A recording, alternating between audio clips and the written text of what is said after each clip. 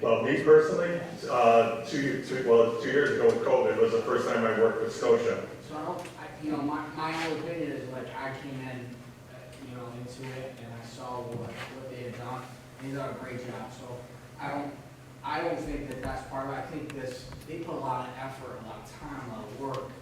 It's not about the politics, it's about the need for our village. Yeah, agreed. And in the new, if there is, and I understand your comment, if there is new leadership, if the power has shifted, or however you want to look at it, that leadership would always have the thing to say, we've got an approved referendum, we're not going to bond market. There's got somebody got to say that. That's a concern, yeah. And so, nothing, but there's also, I think, and that was a concern to me, there was some concern in Saratoga Springs that would happen. But at the end of the day, Saratoga Springs looked at it, I think they also understood what was invested into the design process, which will be invested by January, is like, do we really want to flush that money down the toilet, like we just talked about? So. Well, and the other thing is, if you're talking about the referendum, assuming that the referendum was passed, and therefore the will of the people is there, I would think that a new mayor is going to need to follow that. The other thing, I can just an attest, if aside, I were mayor, I will follow the will of the people. I'll just say that publicly right now, if it's approved or it is not approved, the village is what matters. as an aside, don't make me work to January 1st. It's December 5th at noon. Just for clarity, And as one of the two people that will be remaining either way, I'd be very disappointed if any of the new administration or existing administration that's here tosses the will of the people out of the top door. And, but takes the needs of the village away from this process. the new village board, whomever it's made up of, certain, but they will be the ones that will be making that decision on, I assume, with consult from bond attorneys and finance and fiscal advisors, is to, how long do we wait for free money? When's the right time to pull the trigger? They'll be the ones that will be making that decision most likely. You won't, just for clarity, you don't borrow the money until you award the bids.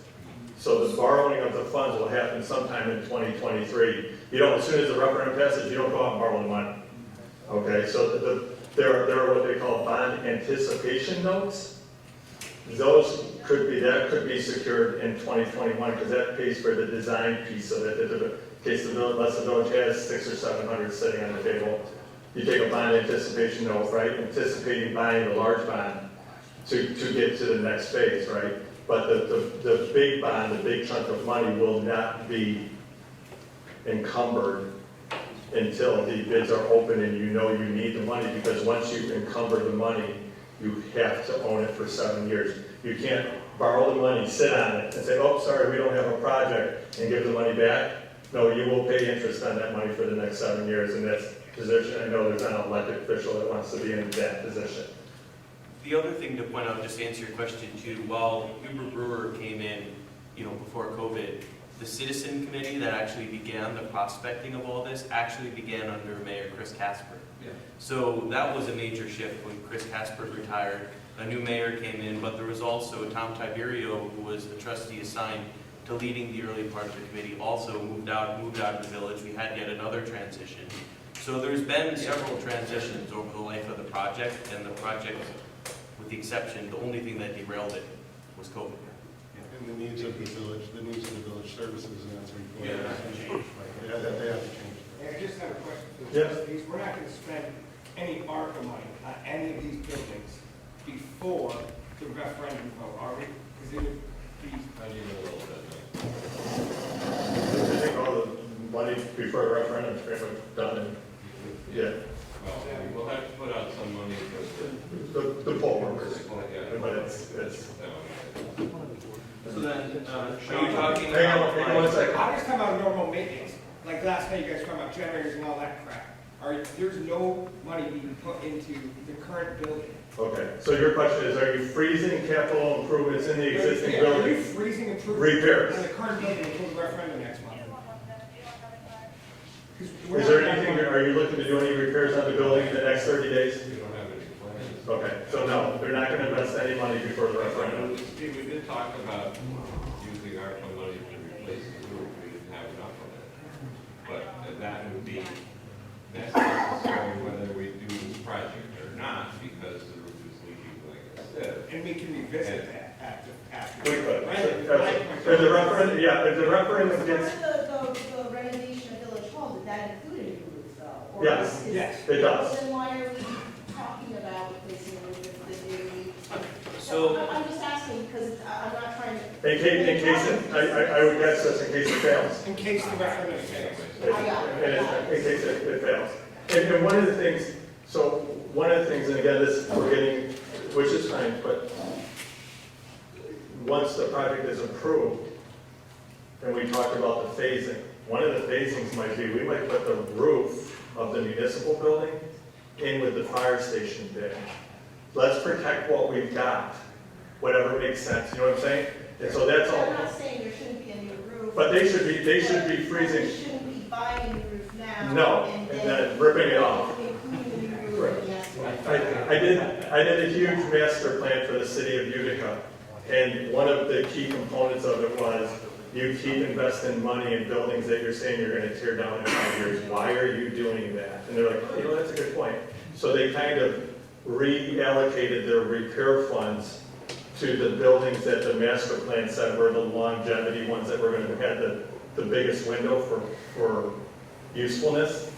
Put the money there. Stop burying the money in the ones that you know, whether it's 5 years from now or 10 years from now, even 15 years from now, in this huge master plan they did.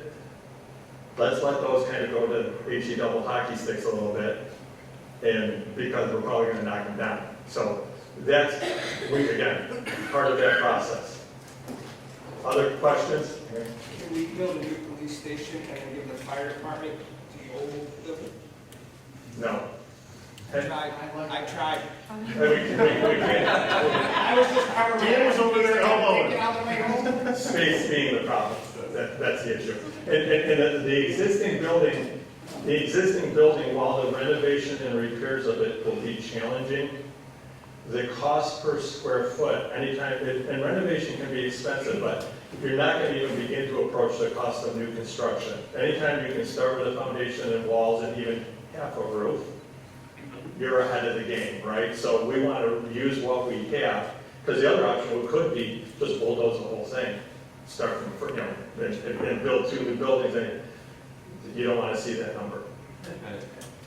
That's a bad number. That was the committee too. Yeah, it was talked about, but there is great savings in renovating what you have. Not to mention, there is historical value in that building. I know it doesn't look it, but it's been here for a while. It has feelings too. Yeah, that I had somebody else ask me, is the building, like the bricks themselves of the existing fire, because they're so old, is any of that like needed to be saved? Yeah, well, I think a lot of the facade will be saved, but again, so this is an age-old debate, and it depends on who you ask, you'll get a different answer. Designers love to just knock it all down and start with new. Historical people like to save everything. And to be honest with you, normally the construction managers are kind of the budget keepers.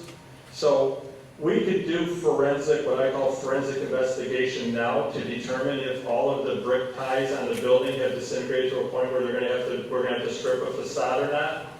But I can't get past the fact of doing a $25,000 or $30,000 or $40,000 structural analysis of the brick ties on that building, only to have a referendum fail and say, well, here's your report, and there's nothing you can do with that, right? So that's why we have a large contingency, and that's why we're talking more of a lump sum. So the initial forensic structural analysis of that building will strongly drive the level of design and the level of quality and how the space gets built out, right? Just how much money can we spend on the facade? How much money can we spend on the interiors?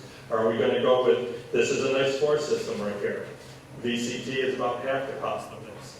So is the meeting room going to have this, which is durable, easily cleaned, slip resistant, all kinds of nice things, right? This has got a probably useful lifespan of probably 15 or 20 years. We went to our model. Well, that's why you're not in office after December 12th.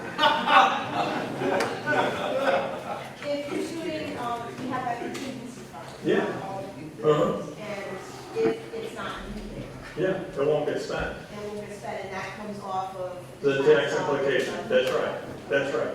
At the end of the day, so, you know, and the only thing I have to offer here, to be quite honest, is experience, so I keep relating to other projects we've done.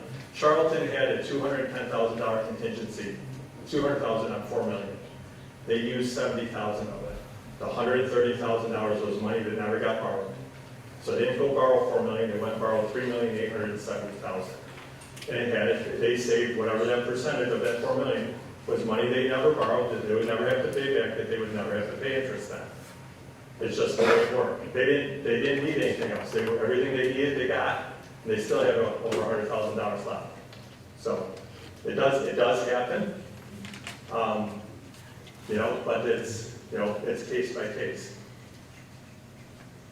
Yeah. Can you see if there are any new people to ask questions? We're running out. Yeah, is there any other people that haven't been able to get a thought or a question in that they had?